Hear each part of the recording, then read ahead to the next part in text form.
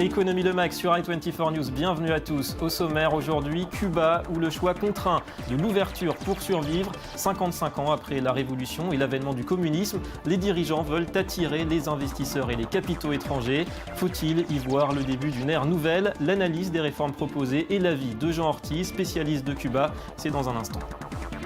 Et puis découverte d'un mania des casinos très courtisé, Sheldon Adelson utilise aussi sa fortune pour peser sur le climat politique aux États-Unis mais aussi en Israël. De Las Vegas à Macao, son empire financier est au service d'objectifs précis. Coup de projecteur dans quelques minutes.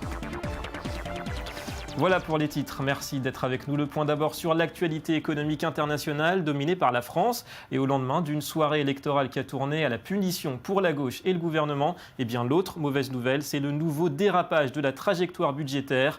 L'INSEE a publié ce matin les chiffres du déficit public. Pour l'année 2013, il s'est élevé à 4,3% du PIB contre 4,8% en 2012. Paris s'est engagé, on le rappelle, à remplir l'objectif de Bruxelles, 3% d'ici fin 2015. Autre échec, d'après les premières données, la dette publique atteignait fin 2013 1 925 milliards d'euros. C'est 84 de plus qu'en 2012 et c'est l'équivalent de 93,5% du PIB. En réaction à ces chiffres, le gouvernement souligne la diminution régulière et significative du déficit qui a baissé de près d'1 point de PIB en 2 ans. La croissance pour 2013 aura atteint, elle, 0,3%. En bref, sachez que le Fonds souverain libyen a déposé une plainte auprès de la Haute Cour de Londres contre la Société Générale qui l'accuse d'avoir versé des pots de vin à un proche de la famille Kadhafi. Il réclame 1,5 milliard de dollars de compensation à la Banque française qui évoque, elle, des allégations infondées. Et puis après le scandale du Libor, une nouvelle enquête sur de possibles manipulations des cours de devises. Ça se passe en Suisse. L'autorité de la concurrence s'intéresse aux pratiques de 8 banques soupçonnées de s'être mises d'accord pour manipuler le cours d'échange. Parmi elles, UBS, Barclays ou même JP Morgan et Citigroup, des géants de la finance qui auraient procédé notamment à des échanges d'informations sensibles. L'enquête a été ouverte ce lundi. Allez, direction l'Asie, des nouvelles de Taïwan. La contestation se poursuit contre le projet d'accord de libre-échange avec la Chine continentale. Après l'occupation du Parlement la semaine dernière, ils étaient entre 200 et 350 000 personnes hier à envahir, vous le voyez, les rues de Taipei, la capitale, pour tenter de convaincre le président de retirer ce texte qui prévoit d'ouvrir 80 secteurs des services en Chine aux investisseurs taïwanais et 64 côté taïwanais aux entreprises chinoises. Le chef de l'État n'est pas prêt à faire marche arrière sur ce rapprochement avec Pékin. Je soutiens l'examen et le vote parlementaire sur l'accord commercial avec Pékin, article par article. Mais je ne crois pas que cet accord commercial doive être soustrait au Parlement, car ce serait un immense désastre pour les relations publiques de Taïwan. Et puis ce rapport alarmant du GIEC, le groupe d'experts intergouvernemental sur l'évolution du climat. Il regroupe 195 pays. Alors un rapport sur l'intensification du réchauffement climatique qui accroît les risques pour la croissance économique, mais aussi pour la sécurité alimentaire, avec à la clé des conflits graves qui pourraient se multiplier. L'organisme appelle les grands dirigeants à tout faire pour réduire les émissions de gaz. Si l'on considère que d'ici 50 ans, la population de l'Asie pourrait doubler, que le niveau des mers va augmenter et qu'il y aura plus de typhons, tout cela mis ensemble, il y a des recherches qui montrent que des centaines de millions de personnes seraient affectées. Voilà les travaux du GIEC qui doivent servir de base aux négociations internationales sur la réduction des gaz à effet de serre et sur le financement aussi des actions d'adaptation. Allez, on fait cap vers Cuba. Les autorités jouent les équilibristes. Elles veulent conserver le caractère communiste de l'économie cubaine. Mais face à la crise, et notamment celle du Venezuela, principal partenaire et soutien de la Havane, elles cherchent aujourd'hui à faire un pas vers l'économie de marché, avec notamment des conditions fiscales avantageuses pour les entreprises étrangères qui investiraient sur l'île. Une condition obligatoire selon le gouvernement pour atteindre l'objectif de croissance de 7%. Johanna Citruc. C'est un nouveau virage pour Cuba et son gouvernement toujours officiellement communiste. 2 ans après le coup d'envoi d'un processus de modernisation économique, l'Assemblée nationale a adopté samedi, à l'unanimité, une nouvelle loi sur les investissements étrangers. Selon le texte, les entreprises étrangères qui s'installeront à Cuba seront exemptées d'impôts sur les bénéfices pendant au moins 8 ans. Celles qui sont déjà sur place pourront profiter d'une baisse de cette taxe allant de 15 à 30%. Objectif, attirer les capitaux nécessaires à la croissance du pays. Lorsque les lignes directrices ont été approuvées par le Congrès, le rôle des investissements étrangers était clair. Et étant donné sa place dans l'économie de Cuba, ça sera un complément à l'effort d'investissement du pays. Et cette analyse prend en compte les conditions actuelles. L'exonération sera toutefois réservée aux entreprises mixtes dont les capitaux ne sont pas à 100% étrangers, mais en partie cubains. Le pays a besoin de 2 à 2,5 milliards de dollars d'investissements étrangers chaque année pour atteindre son objectif de croissance entre 6 et 8%. Une ouverture forcée à l'économie de marché. Cette loi ne contribuera pas seulement à apporter des capitaux étrangers avec des règles claires et incitatives, mais nous permettra également de tirer parti des investisseurs étrangers potentiels pour le développement du pays, tout en préservant notre indépendance et notre souveraineté. Cette loi, qui entrera en vigueur d'ici 90 jours, est aussi un outil qui devrait permettre de limiter la dépendance de Cuba vis-à-vis du Venezuela.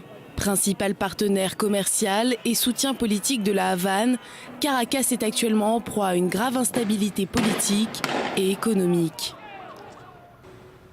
Voilà, ouverture, indépendance, des mots qu'on entend de plus en plus du côté de Cuba. Alors que faut-il comprendre exactement? En ligne avec nous, Jean Ortiz, bonjour.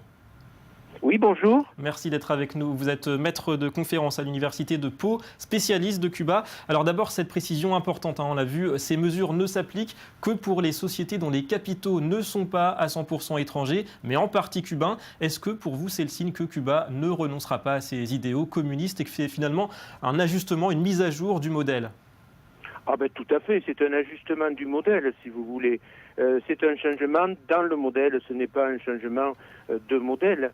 À partir du moment où le Congrès s'est prononcé pour un socialisme avec des mécanismes de marché et non pas un socialisme de marché, on a besoin effectivement d'investissements étrangers, de dollars. L'économie est une économie qui par étatisation excessive, est improductive. Donc on est là face à un phénomène, si vous voulez, intéressant, de mise en place de plusieurs formes d'économie, dans un cadre qui reste majoritairement planifié. C'est-à-dire le politique pilote, il reste aux commandes. Ouais. C'est pas le marché qui fait la loi. Et l'économie reste globalement planifiée, mais avec une conjugaison d'un secteur d'État, d'un secteur privé, d'un secteur de coopérative, etc. Je vous coupe justement. Concrètement, quels sont les secteurs de l'économie cubaine qui pourraient le plus, selon vous, être concernés par ces réformes? On pense au tourisme, aux matières premières, notamment? Oui, surtout les secteurs liés à l'exportation. Mais ce qui est intéressant, c'est que si vous voulez des secteurs stratégiques, je parle notamment des ressources naturelles, les services publics, les biotechnologies, le tourisme, le commerce de gros, etc. Là, dans ces secteurs-là, la participation cubaine dans les entreprises mixtes sera majoritaire. Mais ce sont les secteurs essentiellement tournés vers l'exportation, avec mise en place d'un salaire minimum. Et donc, c'est les travailleurs qui seront embauchés par ces entreprises étrangères devront être payés au-dessus du salaire minimum. C'est-à-dire sera négocié entre l'entité publique qui livre les travailleurs d'embauche et l'entreprise privée. Donc, si vous voulez, à partir du moment où vous mettez, en introduisant des mécanismes de marché, le loup ou le renard dans le poulailler, il faut des normes. Ouais. Il faut l'encadrer. Alors, il faut des normes. Plus globalement, si vous voulez bien, quel bilan vous dressez de l'action de Raúl Castro depuis 2008? On a vu de l'ouverture avec l'immobilier, les voitures, la monnaie aussi, mais les réformes se font quand même au compte-gouttes. Qu'est-ce qui dicte sa politique finalement? Est-ce que c'est le contexte de crise économique ou bien aussi les attentes du peuple? Il y a les deux. Il y a de très très fortes attentes, il y a une très grande tension sociale.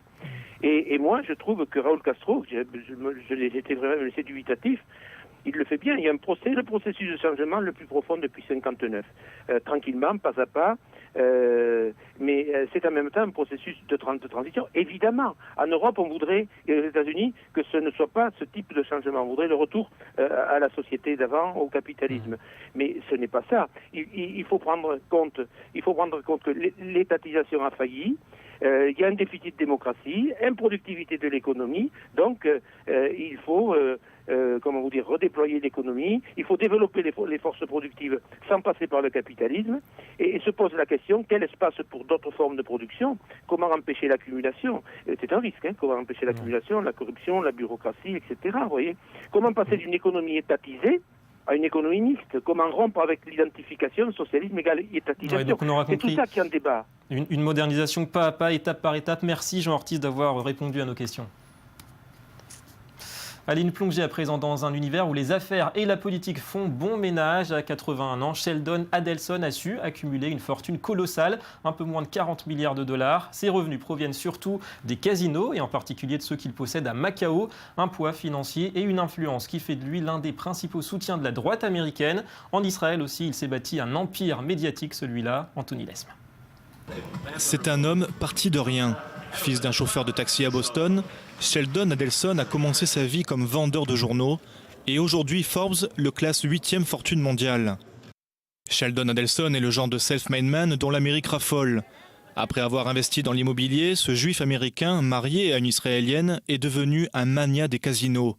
Il commence par Las Vegas puis jette son dévolu sur Macao.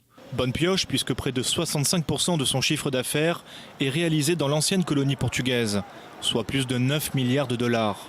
Et rien ne semble arrêter les bénéfices exponentiels qu'offre l'île chinoise. Nous ne serions pas en expansion si nous ne pensions pas qu'il y ait un avenir ici. Il y a un très grand avenir.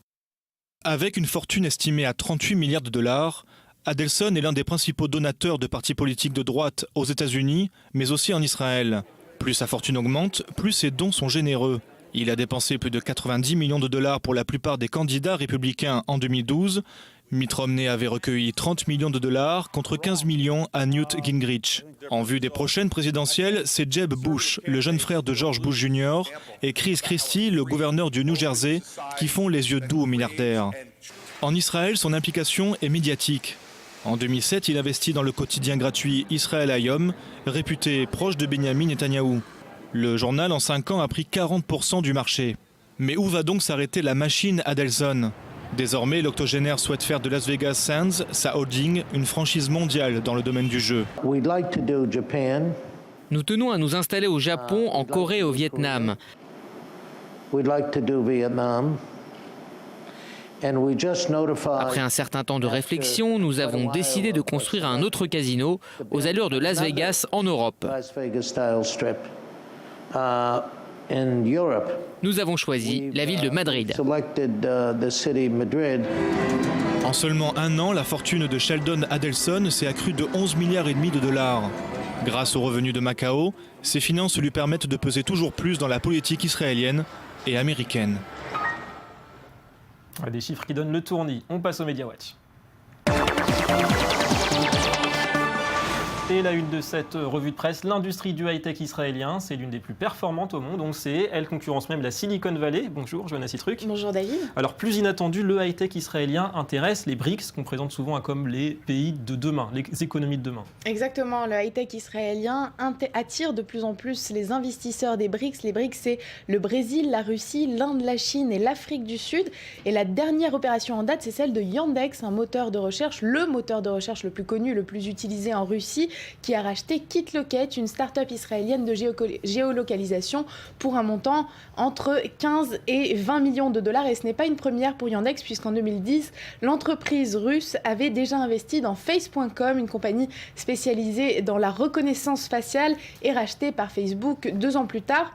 Et il n'y a pas que les Russes qui s'intéressent à la vallée israélienne, il y a aussi les Chinois, notamment le fonds Horizon Ventures qui a investi dans une dizaine de startups. La plus connue, c'est Waze, l'application de navigation interactive qui a été rachetée en juin 2013 par Google pour plus d'1 milliard de dollars. Ça fait pas mal. On part aux États-Unis, un jeune Américain qui fait sensation. Pourquoi ? Eh bien, il a découvert qu'on peut protéger les finances publiques en économisant sur la police d'écriture, en changeant de police. Exactement. C'est Souvir Mirchandani, un jeune Américain de 14 ans, qui a réalisé donc en écrivant en Garamonde, il pouvait permettre à son collège d'économiser 21 000 dollars par an. Pourquoi ? Parce que c'est la police la moins gourmande en encre, et l'encre, ça coûte particulièrement cher. Par exemple, un petit flacon de parfum de Chanel numéro 5 coûte 38 dollars, alors que pour la même quantité d'encre de marque, il faut débourser environ 75 dollars. On passe donc du simple au double, et étant donné son succès, le jeune garçon a appliqué sa méthode à plus grande échelle, à l'échelle de son pays, et le résultat, c'est que en écrivant uniquement recrutement en police Garamond, l'administration américaine pourrait économiser environ 270 millions de dollars, ce qui représente environ 370 millions de dollars américains, et ce qui représente environ 270 millions d'euros. Ouais, c'est pas négligeable. Alors, gros plan maintenant sur des marques pas si jeunes, un Cacolac, les chips Vico, en quête d'un coup de jeune. Oui, Cacolac, Vico, les cafés Ricoré ou encore Tamagotchi, donc ces animaux de compagnie virtuelle. Toutes ces marques qu'on avait plus ou moins oubliées sont en train d'opérer un retour en force avec une seule et même stratégie misée sur la nostalgie des consommateurs. En pleine crise, c'est plus simple de miser sur des valeurs sûres que de sortir des nouveaux produits et ça permet aussi de limiter le marketing puisque les consommateurs connaissent déjà le produit et ça semble fonctionner particulièrement sur le marché des jouets. Les parents sont nostalgiques, retrouvent les jouets qu'ils avaient quand ils étaient petits pour leurs enfants, notamment Furby, la peluche star des années 90. Merci Johanna et à demain. À demain. Et c'est la fin de cette édition. Merci à vous de nous avoir suivis. Économie Le Mag revient demain sur i24 News. On s'intéressera entre autres à la coopération entre des localités juives et arabes en Israël sur des projets touristiques et industriels. D'ici là, restez avec nous, l'information continue.